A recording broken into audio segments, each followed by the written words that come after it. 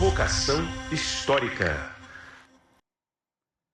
Olá, olá, olê, olê, olê, olá. Está começando o grande público mais um Provocação Histórica ao vivo nos canais do Instituto Conhecimento Liberta, desde 2021, narrando aqui aquilo que interessa na história do Brasil e do mundo. A essa altura você já sabe, eu sou o Lindener Pareto, um historiador e um professor de história num Brasil, meu convidado especial, que tem um intenso, violento, autoritário e virulento passado pela frente. Um Brasil que, vocês sabem, desde há muito, desde a formação do Estado e da nação, vive de golpe em golpe e sempre empurra os seus esqueletos para dentro do armário ou para debaixo do tapete, fazendo com que o nosso presente esteja repleto de um passado autoritário que não cessa de passar. Mesmo com a prisão de Jair Messias e seus asseclas, há muito ainda o que se fazer, pensar, debater e pesquisar a respeito dos períodos autoritários da história do Brasil, sobretudo da última ditadura militar, que vai de 1964 até 1985, e entre outras coisas e causas, pesquisas fundamentais desde a redemocratização têm lançado luz crítica a respeito desses processos todos, uma vez que vocês sabem, a nossa democracia, em termos de transição da ditadura para a democracia, foi um tanto chantageada e controlada pelos militares. E é por isso que hoje eu tenho um convidado aqui absolutamente especial, que, entre outras coisas e causas, já foi vencedor do Prêmio Jabuti, do Prêmio Vladimir Herzog, é um jornalista tarimbado, jornalista do Estado de São Paulo, repórter, um escritor e pesquisador de mão cheia, que ficou 10 anos, por exemplo, pesquisando sobre o livro que a gente vai falar aqui, discutir aqui hoje, Cachorros, que foi agora também indicado para a semifinal do Prêmio Jabuti também. Então, Marcelo Godoy, seja muito bem-vindo ao Provocação Histórica, meu querido. Muito obrigado por ter vindo. Eu que agradeço o convite. Eu que agradeço. Uma alegria. E é isso, né?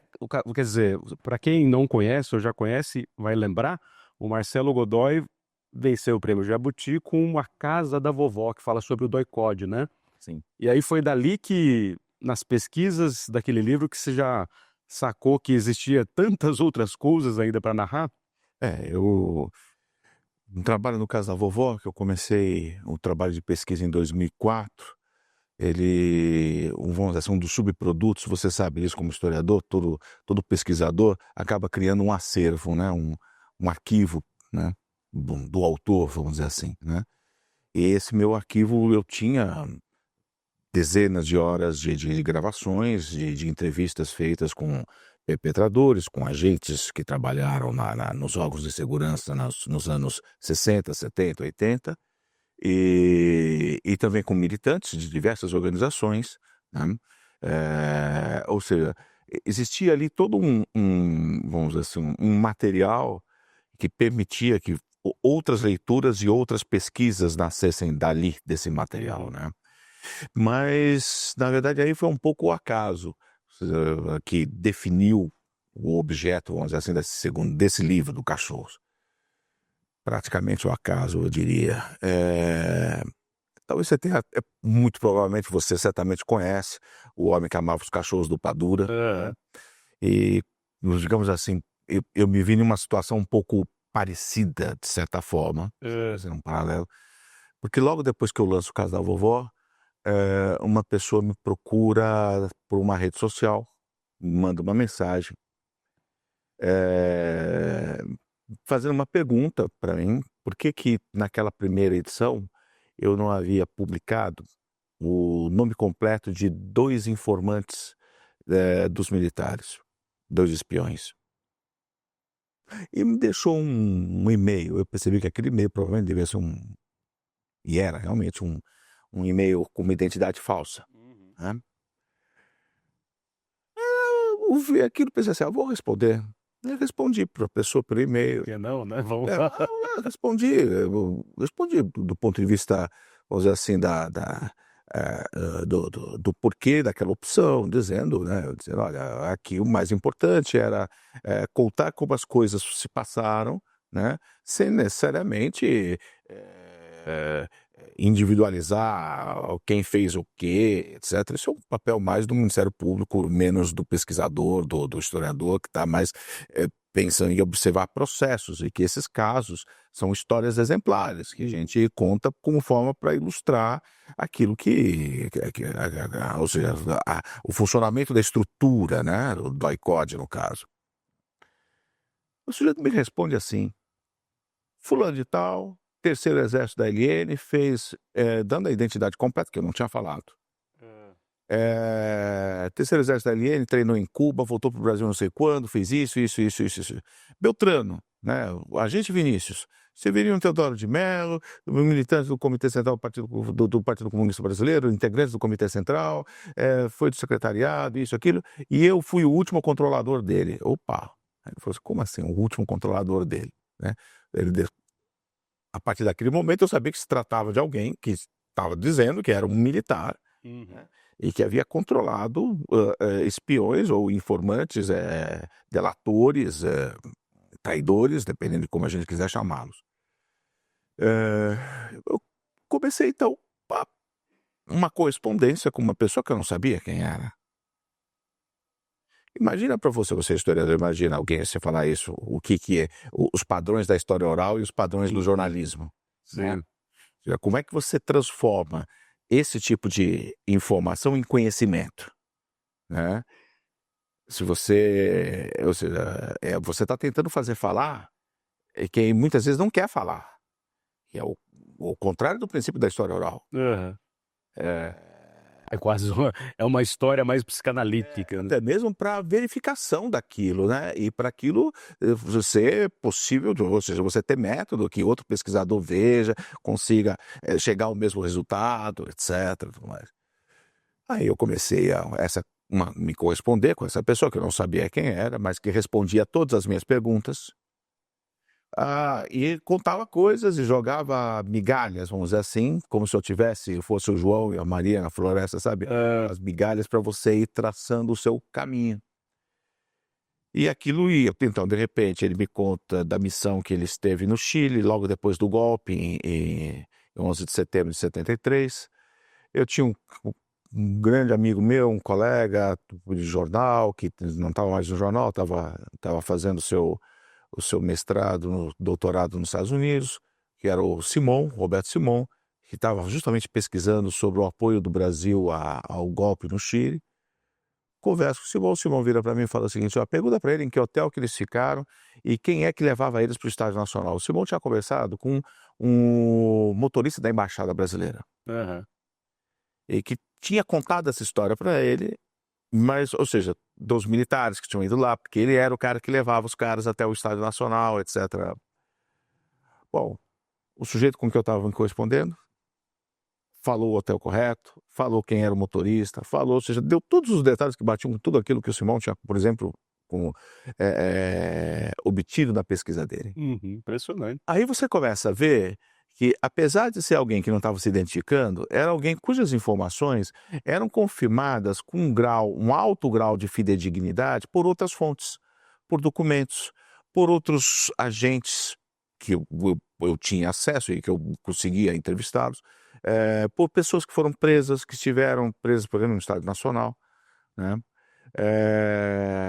Em outras ações que ele foi citando. Então, aquilo foi dando um grau de, vamos dizer assim, de importância para aquela fonte, né? Que você não estava diante de um mitômano. Né? E depois de um ano eu consegui descobrir a identidade dele. Né? Coisa de filme desde o começo, né? Exato. Cinematográfica própria. E aí ele chega, e aí um certo dia ele vira para mim e fala que ele tinha conversado naquela semana com o Severino Teodoro de Mello. Aí eu falo para ele: bom, se você conversou com ele, me dá o telefone dele. Daí ele, olha, o telefone dele é esse, quem vai atender o telefone é a mulher dele. Ela vai perguntar quem é, você vai dizer que diga para ela o seguinte, que é o amigo do perigo. Eu não sabia que aquilo era uma senha até então. Ele vai vir até o telefone, vai te atender e você diga para ele: Melo, eu quero saber informações sobre a ditadura militar. Ele usou esse termo, ditadura militar. Daí ele vai responder tudo que você perguntar para ele. E de fato foi assim. E o primeiro telefonema eu ainda fiz com uma testemunha do lado, porque eu achei que era importante, era o Ivan Seixas, jornalista, que na época da Comissão de Mortes Desaparecidos Políticos, porque eu achava que, como o Melo, havia informação de que informações que ele permitiu que os militares soubessem tinham levado à prisão e desaparecimento de quase uma dezena de integrantes do Comitê Central do Partido Comunista Brasileiro,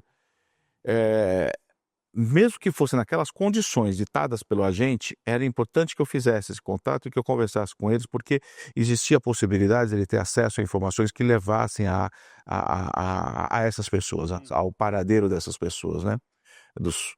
Desses desaparecidos. E por isso era importante ter uma testemunha ali na hora, né? Ou seja, não basta simplesmente o Marcelo, né, eu chegar e falar para as pessoas, nossa, eu fiz isso, etc. Tem que ter alguém que testemunhe e que conte. Corrobora a prova. Corrobora, exato.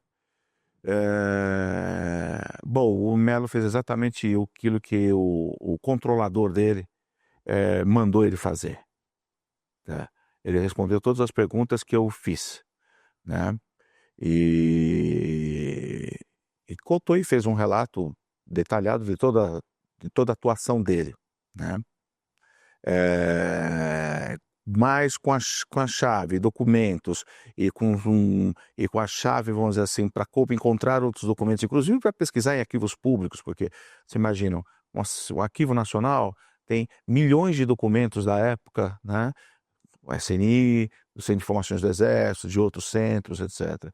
Mas encontrar os documentos, ou seja, encontrar a agulha, né, no palheiro, é algo difícil para qualquer pesquisador, né? Ele demanda um trabalho gigantesco para você. Se alguém não te dá Caminho das pedras. Exatamente, o caminho das pedras, aquilo passa a ser o trabalho de uma vida, provavelmente, e não o trabalho de uma pesquisa, né? Em suma, né? Embora tenha demorado 10 anos, né? Mas né? Que é um tempo para dedéu. Na sociedade da pressa e da aceleração, 10 anos é uma vida inteira, né?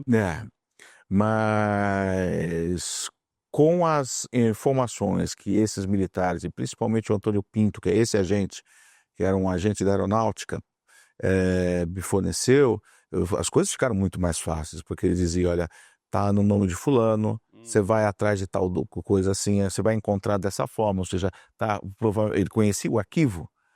Aquilo, antes de ser um arquivo no Arquivo Nacional, parte daqueles documentos tinham sido arquivados no Centro de Informações de Segurança da Aeronáutica, no CISA, né? Então ele sabia como encontrar, né? Como pesquisar, né? Isso também foi importante, não só os documentos que ele forneceu, mas também a forma para encontrar aquilo que estivesse em acervo público. Essas pedras que foram lançadas, tá? Então, no final, eu acabei organizando o livro da seguinte forma. O livro se organiza em torno dessas duas histórias, desses dois grandes personagens, como se fossem vidas paralelas, vamos dizer assim, né? Ou seja, do Antônio Pinto, que é o agente, e do Severino Teodoro de Mello, que é o comunista que foi cooptado, que fez um acordo, trocou a vida dele pela vida dos camaradas. Esse foi É isso. tá? É o Teodoro. E é o Severino Teodoro de Mello, Melinho, o Pacato, ele é conhecido como Pacato pelos colegas de partido, né? Isso dá uma ideia da personalidade dele, né? O que provavelmente ajudou muito no trabalho dele, porque você não desconfia de uma pessoa pacata, né? Então, e ao mesmo tempo eu tento trazer todo o contexto, porque esses dois personagens, eles têm um tempo, eles têm um espaço, né? Ou seja, eles não estão soltos no mundo, não tem essa ilusão biográfica de achar que eu vou contar a história da vida da pessoa, como se fosse, como dizia, né, aquela velha, né, a história de uma linha de metrô, não é isso, né? Começo, meio e fim. Exato, mas ali é a história da própria repressão, controle e vigilância sobre uma força política que foi, durante um bom tempo, a força hegemônica dentro da esquerda brasileira, que era o Partido Comunista Brasileiro, né? Então, um livro, ao mesmo tempo que ele tenta mostrar o funcionamento dos grandes centros de informação militares, agora não mais os órgãos locais, como o DOI-CODE, como foi no caso da Vovó, mas o Centro de Informações do Exército, da Marinha e da Aeronáutica, né? E aí é uma primeira parte dedicada a isso, mostrando muito a atuação deles por meio de casos exemplares, a caçada ao Lamarca, a morte do Rubens Paiva, e esses dois não estão porque são casos conhecidos simplesmente, é porque nesses dois casos os centros, teve participação de todos os centros, né? Então você demonstra... Era uma repressão Exato, integrativa. assim, embora elas tivessem disputas e pinimbas entre eles, tá? Nessas duas operações, a Operação Lamaca, Pajuçara e o caso do Rubens Paiva, mostram uma atuação conjunta de mais de um centro. O Rubens Paiva, a Aeronáutica e o CISA, que faz a prisão, as primeiras prisões, etc., e depois passa o caso para o Exército, onde ele é assassinado, depois desaparece com o corpo dele. A Operação Pajuçara na Bahia, para se capturar o Lamaca, contou com a participação até da Marinha, que dificilmente fazia uma operação em conjunto com o Exército ou com a Aeronáutica. Então, assim, essa é a primeira parte do livro. A segunda parte eu tento mostrar o contexto de toda a vigilância e de controle e da clandestinidade do Partido Comunista Brasileiro desde 47 até 64, antes do golpe, né? Porque também aquela situação que foi vivida depois do golpe, ela não nasce do nada, né? A gente tinha uma democracia, mas era uma democracia nesse período, uma democracia emasculada. Por quê? Porque uma das principais forças políticas, no caso, o Partido Comunista Brasileiro, era proibido. Desde 47, Desde né? 47. Com o Dutra, né? Com o Dutra. Ou seja, isso envenenou a vida pública do Brasil, né? Os vetos que se seguiram a políticos, né? Ou seja, o atestado ideológico para se concorrer a uma eleição, né? Fornecido pelo DOPS, tudo isso, de certa forma, criava um clima de desconfiança e que justificou muitas das ações e muitos vamos dizer assim, do arbítrio, né? Que se viu depois do 31 de março de 64, né? O 31 de março de 64 não foi um marciano que pousou na Terra e que resolveu criar um regime do nada, né? Esse germen vinha anteriormente por esse veneno que foi inoculado na cena política nacional, que foi o veneno do anticomunismo, né? Esse é a forma como o país tratou, né? E olha, a bem da verdade, a gente precisa reconhecer, não foram todas as forças políticas que eram a favor da ilegalidade do Partido Comunista, né? Uma parte da UDN, por exemplo, considerável, aliás, foi contrária à ilegalidade do partido. Achava que o partido, seguindo um pouco o que o Raymond Aron falava na França, né? Que o partido tinha que ser derrotado no campo das ideias e não... Saudade dos bons liberais, né? Exato. E não por meio da força, né? E não por meio de alguém que vai decidir o que é lícito ou o que não é lícito se fazer na praça pública, né? Em termos de debates de ideias, né? Em termos de organização, etc., de pessoas, de legendas, tudo mais, né? Então, esse processo eu também descrevo no livro, né? E todo o ambiente de formação, de como isso influencia os quadros partidários, etc. Todas as discussões em torno, é um momento terrível também para o movimento comunista, né?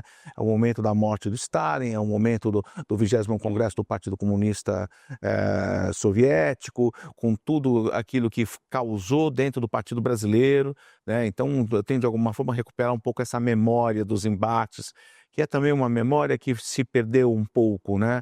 A gente pensa em a luta política sempre muito aguda, né? Fazia também que dentro do partido, quem não estivesse com o partido, não estivesse, né? Exato, eram os renegados, né? Era o tempo dos renegados, né? Em que a imprensa popular colocava lá fulano de tal, que rompia com o partido era um renegado, ou como tem até uma história saborosa. A gente gosta um pouco também de anedota, coisa de jornalista, tá? Historiador também adora. É tudo sobre as boas anedotas. Tem uma fantástica, mostra o clima do tempo, que era do Niemeyer. O Niemeyer, ele era do partido, né? Comunista de carteirinha, né? Carteirinha. E uma das normas do partido era que você não podia, um militante do partido não podia manter relação com aspas, canalha trotskista, né? E o Niemeyer tinha um amigo, que era o Carlos Etchenik, e que tinha fama de ser trotskista. Um dos dirigentes do partido aborda o Niemeyer e fala assim, olha, Isso aqui você tem que cortar relações com esse cara. Você é genial, mas corta a relação. Isso aqui você tem que cortar. Você não pode ter relações com esse cara. Ele vira pro sujeito e se sai com essa. Não, fulano, fique tranquilo. Fulano é só canalha, não é trotskista. Podemos manter relações com ele. Sensacional, ele solta essa, solta, né? É só canalha. Canalha, não é trotskista. É bem menos grave, né? Menos grave. Sensacional.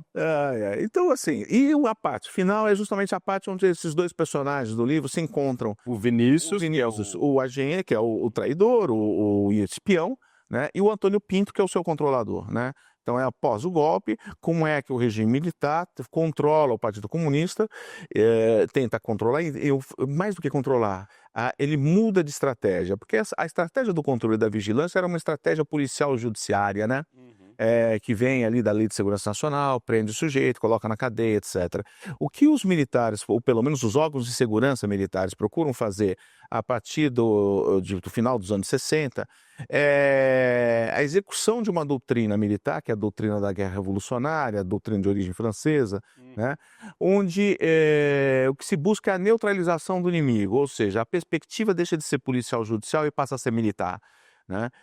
E para neutralizar o inimigo, eles inverteram o Lenin, colocaram o Lenin de ponta cabeça no que fazer. Então você precisa acabar com a imprensa partidária, porque a imprensa é a forma que liga todas as organizações de base ao centro dirigente no exterior. No caso, ali também estava no exterior o centro dirigente do Partido Comunista Brasileiro. Prestes estava em Moscou, né, desde 71, né? E depois outros integrantes do Comitê Central também vão para o exterior, até porque a situação estava impossível, a permanência deles no Brasil, né? A ideia de que sem uma direção revolucionária, ou seja, sem um partido revolucionário, sem uma direção revolucionária não haveria revolução, é também a forma, então vamos cortar a cabeça, porque como disse um agente para mim, aliás, o Antônio Pinto mesmo, corpo sem cabeça não anda, né? Então daí o porquê miraram nos integrantes do Comitê Central, né? Para desbaratar a própria cabeça pensante. Ou seja, e basicamente em cima de dois grandes pontos, né? Que eram importantes para o funcionamento do partido.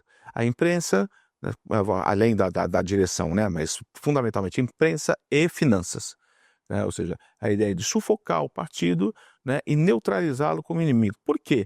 Isso vai se falar assim, pô, mas isso acontece em 75, né, justo no momento que começa a abertura, mas é justamente pela abertura que isso se fazia necessário. Por quê?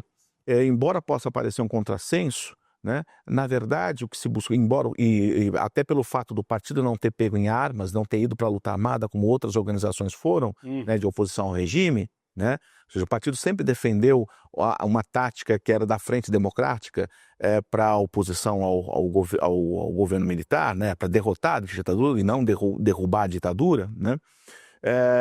E daí porque atuava dentro do MDB, com liberais, apoiado, ou seja, em frente com sociais, democratas, com socialistas, etc.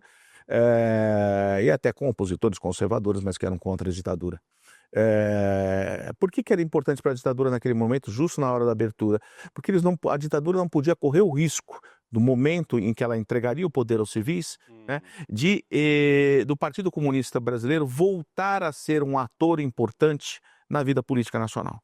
Era isso que ela não queria correr. Por isso a necessidade de neutralizá-lo, justamente no momento em que a abertura, quase como uma necessidade para a abertura política. Uhum. Né? Não, uma abertura com segurança, vamos dizer assim. Aí entra até no lema lá do Gás, ó, lenta, gradual e segura, né? E segura, exatamente. Impressionante. Ó, senhoras e senhores, Marcelo Godoy aqui com o seu novo livro, inclusive semifinalista agora do Prêmio Jabuti. Ele que já foi vencedor do Prêmio Jabuti lá em 2015 com A Casa da Vovó, narrando os horrores do doicode. E agora está aqui com Cachorros, que ele acaba de nos falar aqui, brindar com uma aulaça, falando aqui das várias partes do livro. E a questão que não quer calar, né? Cachorros por quê? Era a forma como os militares chamavam as pessoas que eram cooptadas por eles para trabalhar para eles passando informações sobre essas organizações, sobre seus companheiros, seus camaradas. São os X9. Exato, mas a ideia era mais ou menos o seguinte: eu solto ele na rua e ele volta para casa. Né? Por isso um caixa. Ou seja, eles não eram pessoas que estavam simplesmente, vamos dizer assim, alguém que era... Porque tem uma diferença, tá? É importante fazer essa diferenciação. Muita gente foi presa, e ao contrário do que aquela ilusão romântica que muitos militantes tinham, né? Que um verdadeiro revolucionário não fala, apanha, morre, mas não fala, como Prestes dizia dentro do partido, né? Morre, mas não fala. Isso é uma irrealidade gigantesca. E na imensa maioria das vezes, quando alguém fala sobre tortura, ele não é porque ele é um cara, ele é um mau caráter, ele simplesmente tem uma coisa chamada o limite da dor, né?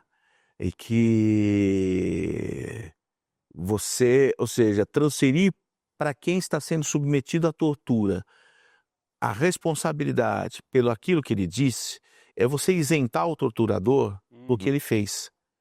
Isso eu me recuso a fazer. Sim. Tá? Esse Cai nessa cantilena, fulano falou, não, fulano falou, sabe? Eu acho que existe existe um limite, né? Qual é o limite numa tortura, né? O limite é aquele da consciência individual. Qual é o limite da consciência individual? Se o torturador me entregar um revólver e falar, mata o seu filho, eu não vou matar o meu filho. Prefiro que ele me mate, porque eu prefiro morrer do que ficar vivo. E conviver com essa memória, porque eu vou acordar de manhã e vou olhar no espelho e vou ver um assassino do próprio filho. Não adianta, tem um limite em que não vale a pena ficar vivo, né? Há um limite que não vale a pena ficar vivo. Mas eu estou falando assim num limite muito, eu estou colocando uma coisa muito extrema, né? Quando você pensa numa pessoa que está sendo torturada e depois de horas e horas de tortura, ela fala assim, poxa vida, eu vou confirmar que eu participei de uma reunião do Partido Comunista 3 anos atrás, que mal vai haver nisso. Né? Eu vou parar de apanhar, pelo menos, né? Vou ter um sossego. Mas eu estou colaborando. Não, você entende? Sim. Tem uma fase de seleção de informação. Tem uma graduação nisso que não é uma coisa assim que as pessoas... que isso tem que ser levado também em consideração. O Melo é uma situação diferente. O Melo foi pego como qualquer outra pessoa, só que ele foi levado para um cárcere clandestino. O Melo é o Vinícius, né?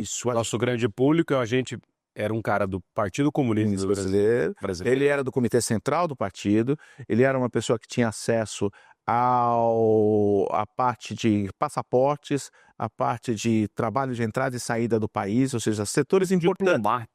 Setores importantes do partido, por setores clandestinos importantes que cuidavam da documentação, da entrada e saída do país, ou seja, setores vitais. Tinha contato com pressa. Ou seja, se a repressão ou os órgãos de segurança tivessem acesso a essas informações, teriam uma facilidade muito grande para prender pessoas, inclusive pessoas importantes da cúpula do partido. Ele é preso, levado para um cárcere clandestino. Isso foi em 74, começo de 1974. Depois que o Médici já tinha arrepiado Depois. Aí era ofensiva contra o Partido Comunista Brasileiro. E a ideia era impedir que a Voz Operária completasse 10 anos de existência. O principal foco deles, no começo, era a encontrar a gráfica da Voz Operária. Eles tinham uma verdadeira obsessão em relação a isso. Isso é uma coisa interessante, né? Porque isso mostra um governo também atrás, tentando, assim, como é que é hoje quem está nos vendo, imagina que um governo vai prender, torturar e matar para impedir que um jornal seja impresso. Nós estamos falando aqui de uma liberdade, que é a liberdade de imprensa, a liberdade, né, que está ligada com a própria liberdade de expressão, mas com a liberdade de pensamento, mas a liberdade de imprensa, né, que justificava para o regime militar o assassinato, o sequestro e tortura de pessoas. Aliás, hoje, dia 29 de setembro, completa 50 anos do desaparecimento de José Montenegro Lima, preso aqui em São Paulo, também em função dessa grande operação contra o Partido Comunista Brasileiro, uma das últimas prisões feitas clandestinas, ele é um dos 2 últimos desaparecidos políticos do país, né? E ele é levado também para o cárcere clandestino, é também torturado, só que ele é assassinado e está desaparecido até hoje. E a missão do Montenegro, quando ele desaparece, era justamente reorganizar a gráfica do partido. Você está entendendo? Não era colocar bomba, não era praticar qualquer ato de violência. A única violência dele era colocar uma gráfica em funcionamento. Uhum. Né? Ou seja, se alguém me fala que isso tem alguma relação com a defesa das liberdades ou da democracia, etc., de quem o torturou, prendeu, matou, etc., não parece Faz menor não faz o menor sentido. Não faz mas um menor sentido. O menor sentido. Pelo contrário, só torna mais evidente ainda o tamanho e a enormidade do crime, Uhum. né? Do delito, né? Então, assim, aliás, hoje tem até um evento na Escola de Sociologia e Política, agora, no final da tarde, sobre isso, lembrando 50 anos da morte do Montenegro. Mas quem começa isso, tudo isso, toda essa operação que vai terminar lá adiante, com esses desaparecidos, com Montenegro, com Orlando Bonfim e outros, começa com a prisão do Melo.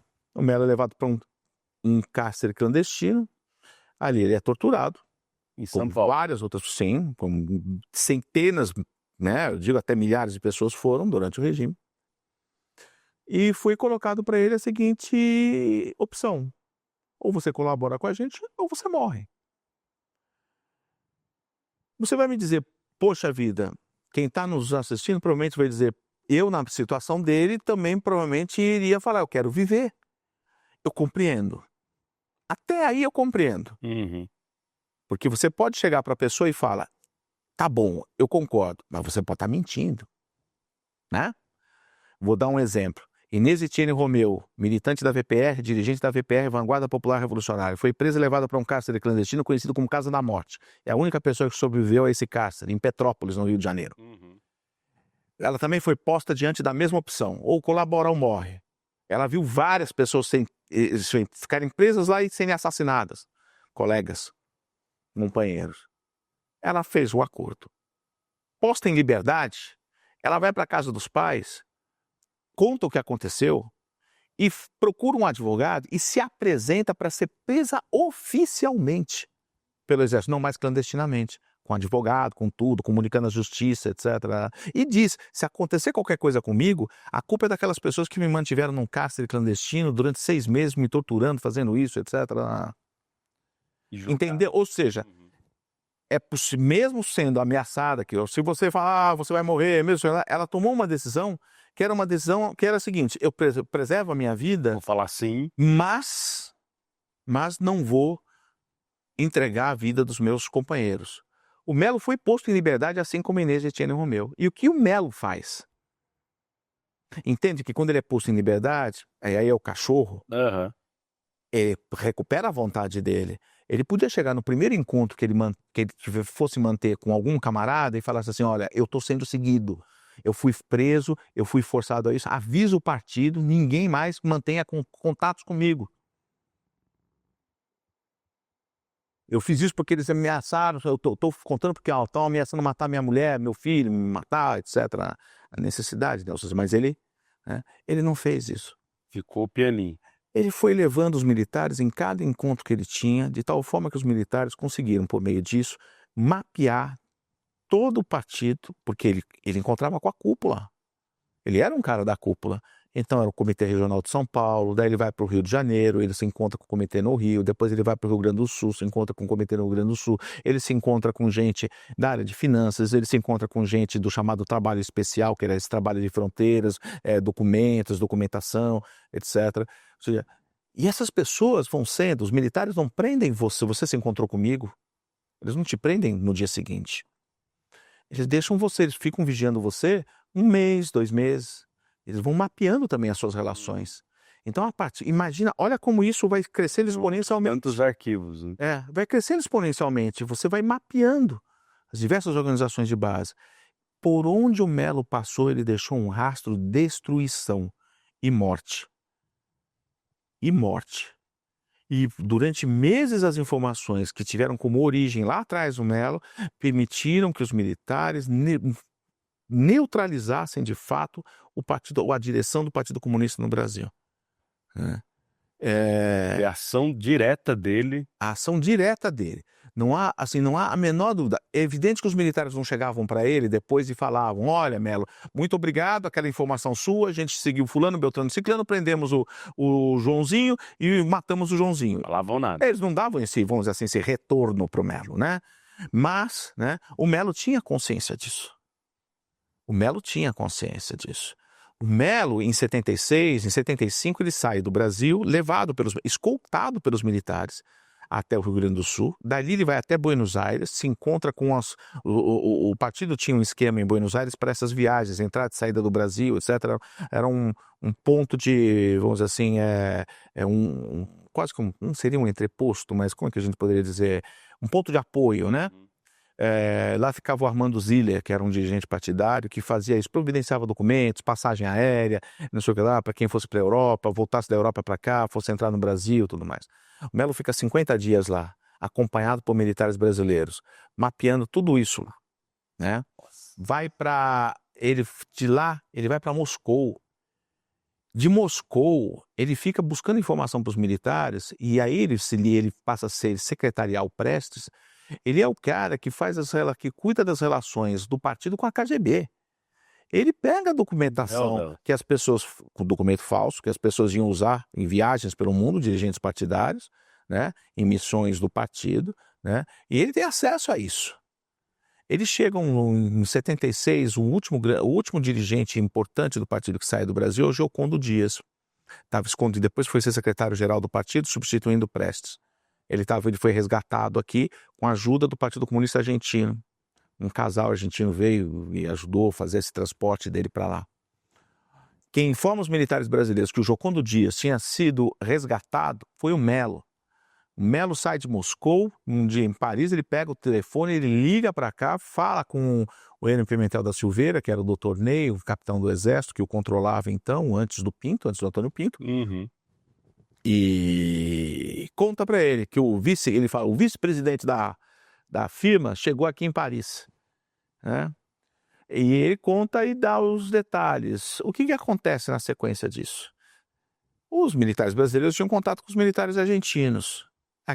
O sujeito responsável pela operação que tirou o Giocondo Dias aqui foi preso e hoje é um desaparecido político na Argentina. Nunca acharam, cara. Nunca acharam, né? Então, assim, é um estrago internacional. É um estrago internacional. Eu diria assim, a sorte do Partido Comunista Brasileiro, sorte, modo de dizer, né? Sorte bem entre aspas, é que não houve um retrocesso na abertura. Imagina o que aconteceria com esse partido se em 82, 83, a gente tivesse conhecido um retrocesso e a gente tivesse um novo AI-5 ou coisa assim, com seus integrantes. Estariam todos... Porque o Melo continuou, e isso é uma coisa importante, porque eu acho importante. Vai até quando? Você sabe disso, eu acho que a história ela precisa fazer um certo sentido no presente, né? Uhum. Então, e a história do Melo tem um sentido no presente. Ele vive até quando? Ele vive até 2023, ele morre com 105 anos. Recentíssimo. Tá? Até 2023 ele morre. Viveu bem com a consciência dele, hein? Sim, né? Tranquilo. 105 anos. Se vacinou para a Covid, foi um dos primeiros a receber a vacina no Rio. Morava em Copacabana, num apartamento. Tinha uma pensão, porque ele era veterano de 35, ele ganhou do Exército uma pensão de capitão. Ele vivia com a pensão dele de capitão. Mas ele permanece ativo até 1995. A gente está falando aqui, a ditadura acaba em 1985. A gente está falando de 10 anos após a redemocratização, com presidentes civis, José Sarney, com o presidente Fernando Collor, Itamar Franco e Fernando Henrique Cardoso. Uhum.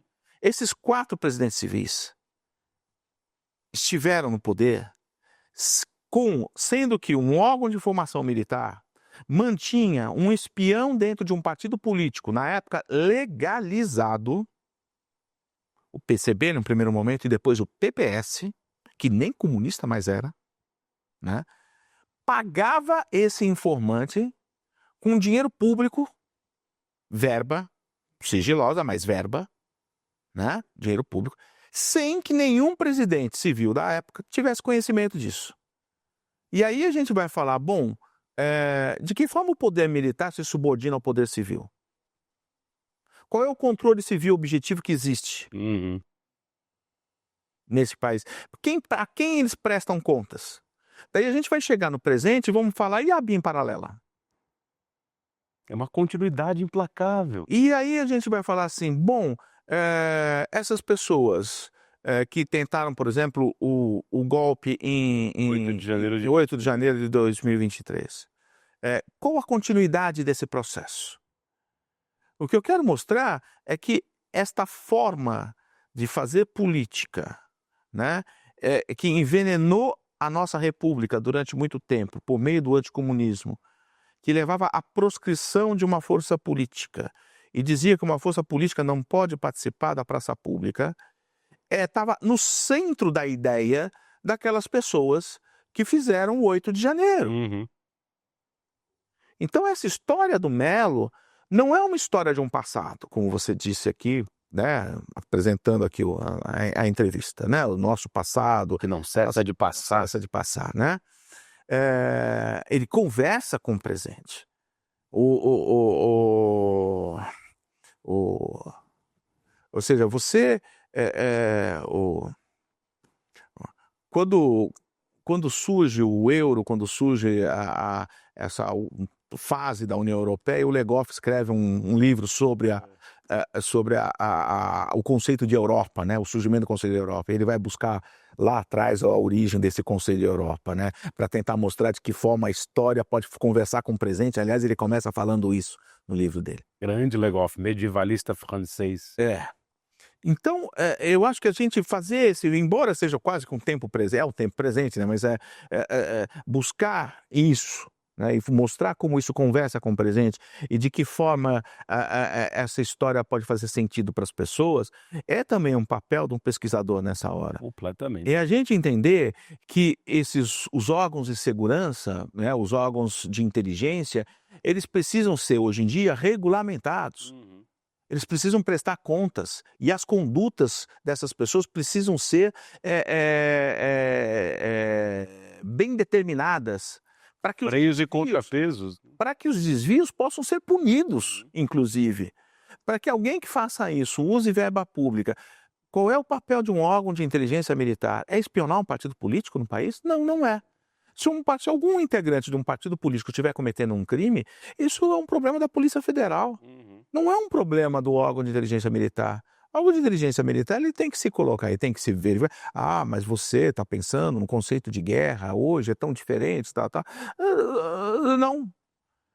A República, ela tem que, vamos partir daquele pressuposto, né, do pensamento militar clássico, né, e não do pensamento militar francês da doutrina da guerra revolucionária. Ou seja, a política não é a continuação da guerra. Por outros meios, a gente não inverte o aforisma do Clausewitz, né? Então, como esses militares, esses órgãos de repressão fizeram nos anos 60, né? Ou seja, a política não é uma continuação da guerra. Por mais que a gente fique pensando, né, ou seja, não é assim. Então, eu acho que ver dessa forma, entender que é preciso ter esse tipo de controle, fiscalização, e que isso é necessário para a democracia, né? Fundamental. Porque, em suma, é o que faz ter sentido essa história. Eu acho que essa é a forma de trazê-la para o presente e por que ela é importante. Porque quando quando me deparei com aquela provocação daquele agente, embora ainda não existisse o 8 de janeiro, embora ainda não existisse a BIM paralela, me parecia que existia algo que conversava com o presente, né? E aí é uma coisa que eu acredito muito, meu caro, que assim, eu sou jornalista. Jornalista, a matéria-prima nossa é justamente o presente, né? E eu acredito que é possível você misturar o método histórico com o método jornalístico para que você produza conhecimento. Completamente. Né? E por isso que, vamos dizer assim, eu me debrucei sobre isso, e por isso que fazia sentido falar sobre isso. Tá? Não não era algo, um capricho, né? Sim, Um diletantismo. E diletantismo. você acabou escrevendo, assim, são 10 anos de pesquisa e escrita somados. E quer dizer, você não só evidencia tudo aquilo que o Safato ele tem falado, o Edson Telles também, nossos colegas, Janaína Telles, a Amelinha, Sim. que houve uma continuidade brutal desses órgãos de segurança ressignificados e meio mocosados ali. Ou seja, o que resta da ditadura? A polícia militar, os centros de inteligência disfarçando que não espionam.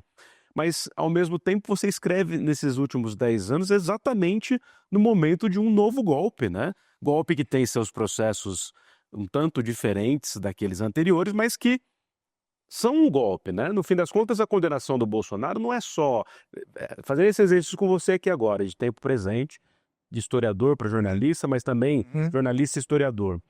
Quer dizer, no fim das contas, a condenação do Bolsonaro e desses generais aí tem a ver com um golpe dado desde 2016. Vamos colocar nessa conta de um processo inteiro, né? Bom, já vamos pensar eu acho que mais do que isso, vamos pensar no que o Carlos Fico fez vamos dizer assim, Aventura autoritária. da longa duração, né? Desde lá de trás. Exato. A gente pensar isso como um processo, né, que perpassa toda a nossa república, né? Ou seja, como e aí aí dentro dessa perspectiva histórica, não só da perspectiva da ciência política, sobre como se reafirmar a democracia não ela pode ser reafirmada por meio de pactos. Moncloa, por exemplo, mostra isso, né, na Espanha, né?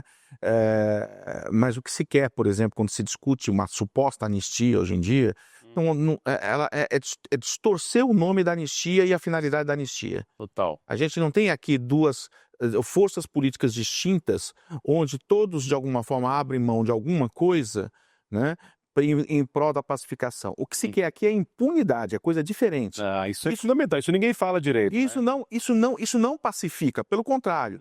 Isso só estimula mais ainda a violência na política, isso só estimula mais ainda o golpismo, isso não é pacificação. Quando eu chego e tiro a lei e digo que a lei não vale, eu crio uma desordem, eu crio uma coisa chamada anomia.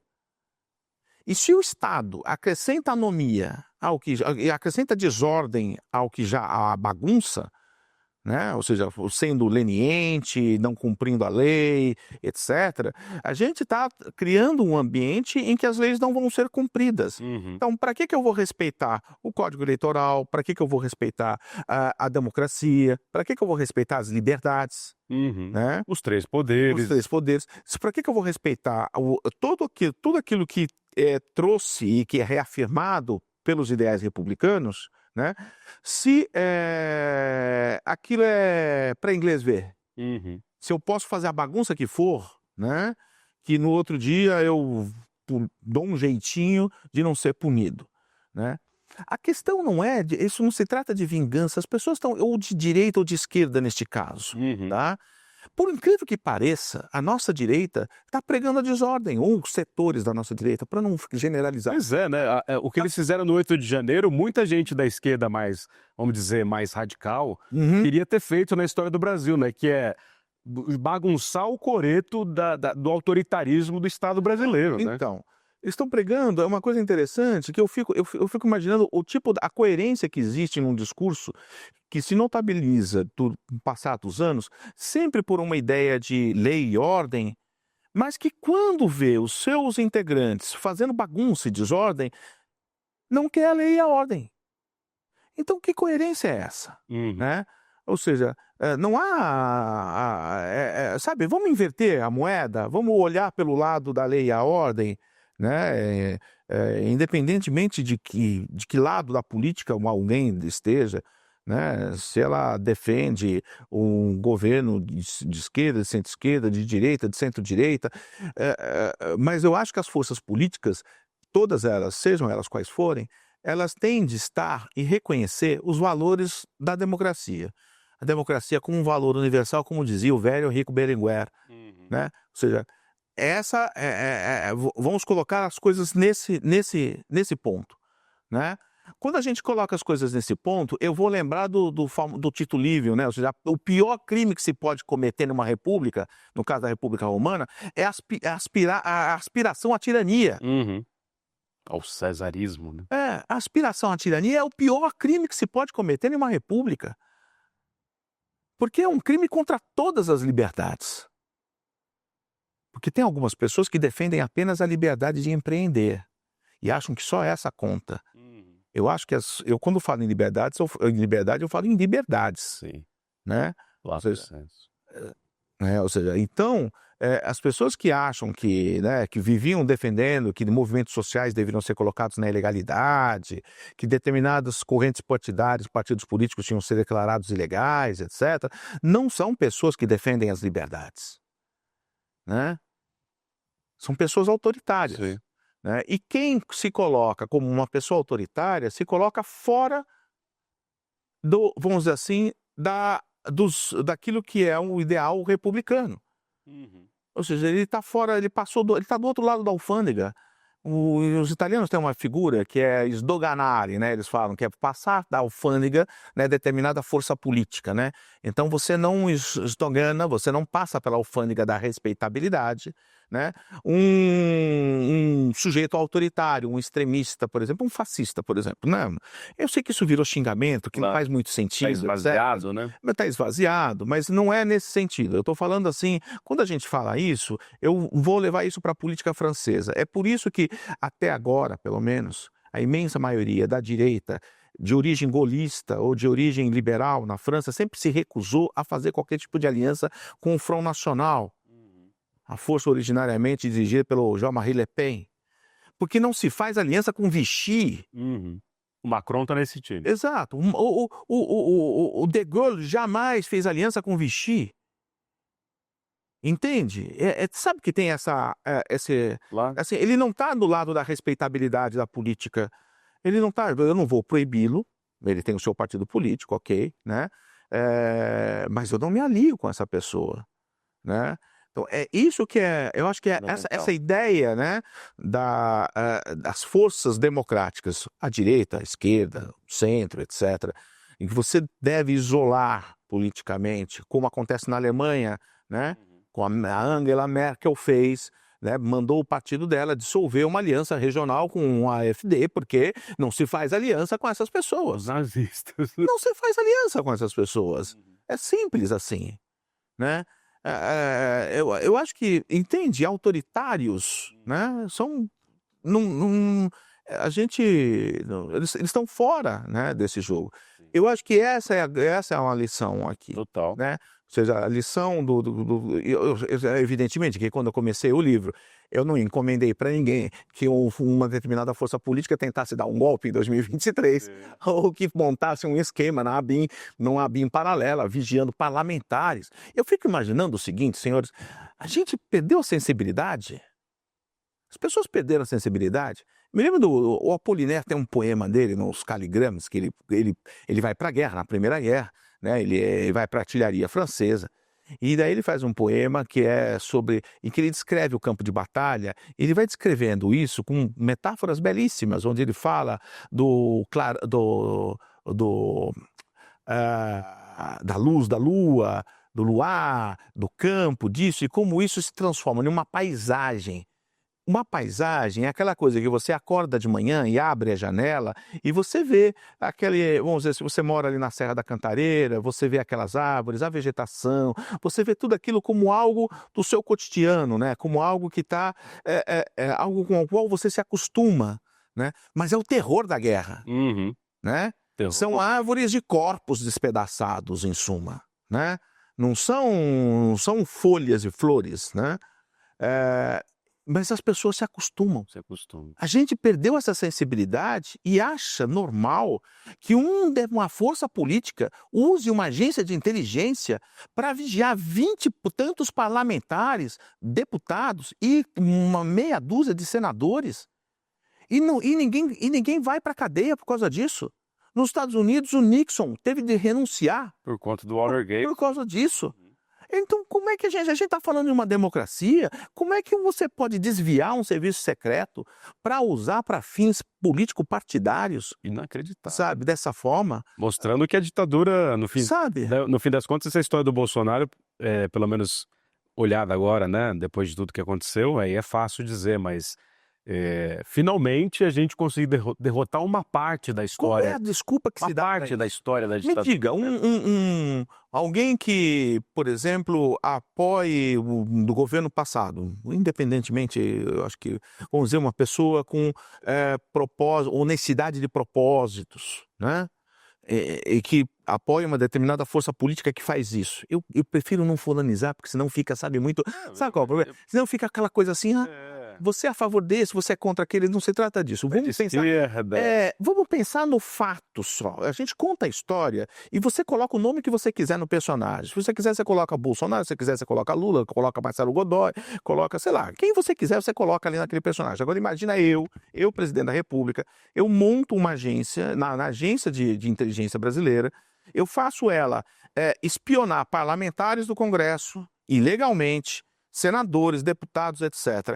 Em um regime normal, numa democracia, o que aconteceria comigo? Quanto tempo eu posso permanecer na presidência da República depois que descobrem isso? Eu tenho que sofrer impeachment. Total. Porque isso é crime de responsabilidade, é claríssimo, o desvio da função de um órgão público para fins particulares, político-partidários. Eu estou usando para o meu interesse pessoal. Né? O desvio de função, ou seja, fora outras coisas, que eu acho que falta uma tipificação melhor do ponto de vista criminal, inclusive para que isso ficar a conduta fosse evidente, mandasse para cadeia, de fato, a pessoa. Né? Ou seja, gente, é assim, não precisa falar do Bolsonaro, não precisa falar do Lula. Pensa você fazendo isso. Sim, é muito didático. Né? Pensa você fazendo isso. Quando você coloca, sou eu que estou fazendo isso. Se eu fizer isso, o que iria acontecer comigo? Né? Faça esse exercício, faça isso também com o presidente Lula, faça isso com qualquer presidente da República, porque todos eles precisam sofrer, precisam prestar contas dos seus atos. Acho que parte parte da explicação, primeiro, se estivesse no jogo, o pessoal ia fazer né, tá acabando, mas chegou a hora de antes que a voz de minha alma me defenestre, nos defenestre aqui, de janela fenestre, lançar fora pela janela. Queria muito agradecer aqui a presença do Marcelo Godoy, que é semifinalista, vai para a final, tenho certeza. Eu vou cravando os jabutis aqui. Provocação Histórica está cravando aqui vários finalistas do Jabuti desde o ano passado. Então, com o seu novo livro, Cachorros, que está aqui pela Alameda Editorial, um beijo para a Joana Monteleone, a história do maior espião dos serviços secretos militares e a repressão aos comunistas até a nova república, que ele narrou aqui brilhantemente nessa aula incrível. Meu caro, gostaria muito de lhe agradecer e também dizer que a vinda do Marcelo Godoy aqui também é um oferecimento Chico Pinheiro, que me apresentou o trabalho dele há alguns meses atrás, mas também do Instituto Conhecimento Liberta, que vocês apoiam aqui a nossa causa, fazer um programa de história com 1 hora de duração em tempo de Reels, é um negócio luxuoso, precioso, e aprofundado que só o Instituto Conhecimento Liberta e o Provocação Histórica oferecem a vocês. Portanto, assinem aqui, sejam os nossos assinantes apoiando nossos cursos, documentários e quem sabe em breve o próprio Marcelo Godoy falando desse livraço aqui também num curso pra gente. Muito obrigado, meu caro. Despeça-se do seu grande público. Primeiro acho que eu tenho que agradecer a paciência de todo mundo de estar ouvindo, de acompanhar. Por mim, não por você, evidentemente, porque, em suma, às vezes eu me alongo um pouco nessa... mas é isso. Quem gosta de história é assim, né, bicho? Mas eu, de qualquer forma, agradecer a compreensão e a paciência das pessoas que ficaram aqui acompanhando. Eu, certamente, em suma, espero ter contribuído de alguma forma um pouco para esse debate. E agradecer também muito a você, ao ICL, porque, em suma, é sempre bom a gente conversar sobre isso. Eu acredito nesse trabalho e estou sempre... E acho que é um pouco o trabalho do pesquisador depois de levar a sua pesquisa e defendê-la. Total. Então, divulgá-la, criticar. Não, parabéns pela trajetória. Vocês encontram aqui Voz de Minha Alma, depois o pessoal põe no link aqui no chat também, mas depois põe na tela aí o próprio link da Alameda Editorial, que tem um trabalho editorial fundamental, pegando trabalhos de excelentes historiadoras, historiadores jornalistas, que são historiadores do tempo presente também. Tá aí na tela, Cachorros, semifinalista do Prêmio Jabuti desse ano também. Nossos parabéns ao Marcelo. Grande público, obrigado. Voz de Minha Alma, muito obrigado. E até a semana que vem. Valeu, Marcelo. Beijo no coração. Se eu fosse brasileiro e tivesse mais de 60 anos, eu ficaria muito preocupado com o que está acontecendo na Argentina. Porque Javier Milei tem sido usado como exemplo por várias pessoas que querem se candidatar à presidência da República no Brasil. E o que ele está fazendo na Argentina com os aposentados talvez seja a maior maldade já feita com os aposentados em qualquer lugar do planeta. Esse é um dos assuntos que a gente comenta no nosso novo documentário Vai pra Argentina, Carajo, que a gente vai exibir aqui no ICL gratuitamente no dia 9 de outubro, uma quinta-feira, às 8 horas da noite. Se você tem o interesse de entender o que está acontecendo lá, não perca esse documentário. E no dia 9 a gente se encontra.